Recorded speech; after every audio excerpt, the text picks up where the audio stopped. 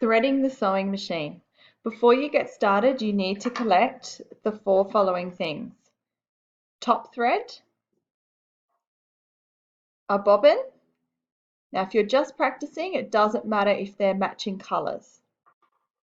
A bobbin case and a pair of fabric scissors. We're ready to get started.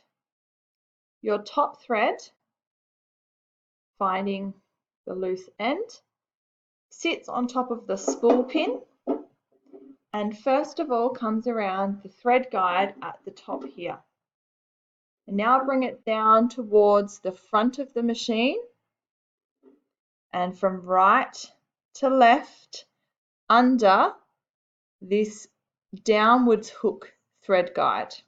When we're threading, it's always the opposite to reading. It is right to left. So right to left under that guide. Now I'm going right to left up and over the take-up lever here, this one that moves.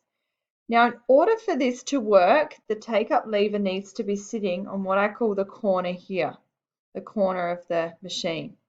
If it's not, use the hand wheel to move it so that it is in the position of the corner. So you can scoop the thread up and over from right to left.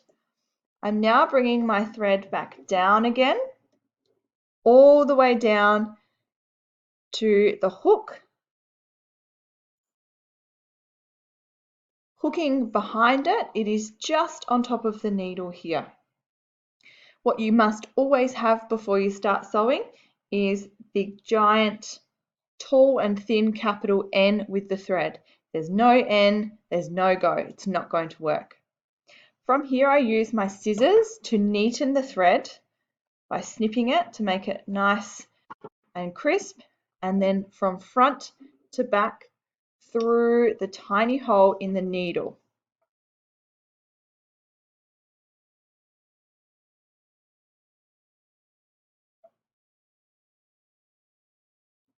Sometimes this takes a little while, especially as you're learning to thread.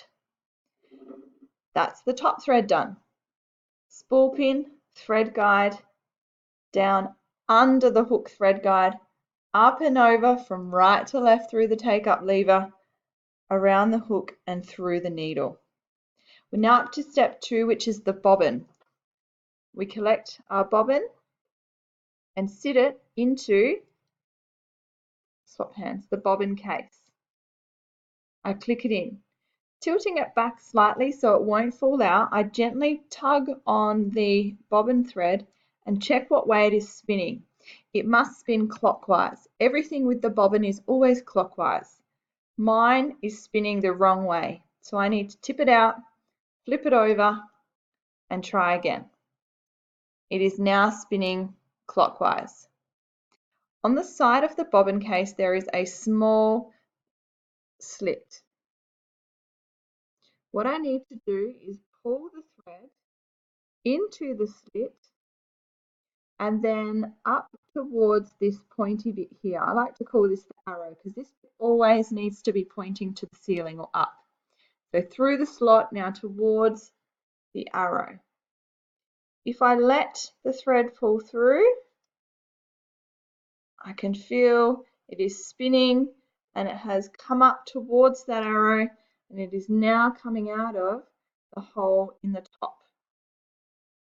The bobbin is threaded and ready to be inserted into the bobbin flap. I spin the bobbin case around, again with the arrow pointing up. There is a little handle that I can use here to help me hold on to the bobbin case. So I'm holding on using the handle. Opening the bobbin flap, I click it in, holding the handle close to me, arrow pointing up. I push and wiggle until I hear a click. The arrow should still be pointing up. I should give it a wiggle and it doesn't want to spin around or move. It is clicked into place. So let's quickly recap. Bobbin clicks in, spinning clockwise when I check. into the small slot on the side, up towards the pointy arrow. Now the thread is coming out of the top hole. Using the handle, arrow pointing up, I click it in, and now I'm up to step 3. The last step is about getting this bobbin thread from down under here to get hooked up with the top thread and come out through the hole. You need 2 hands for this. Your left hand holding your top thread to give it some firmness.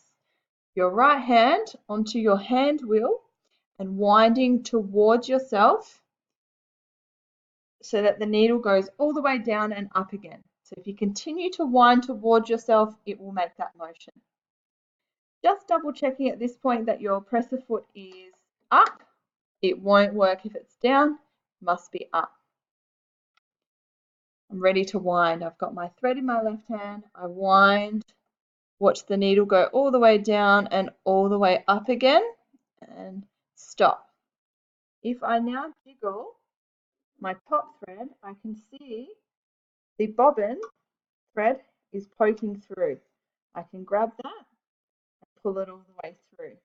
So I now have 2 threads, the top and the bobbin, which is good. We want them together.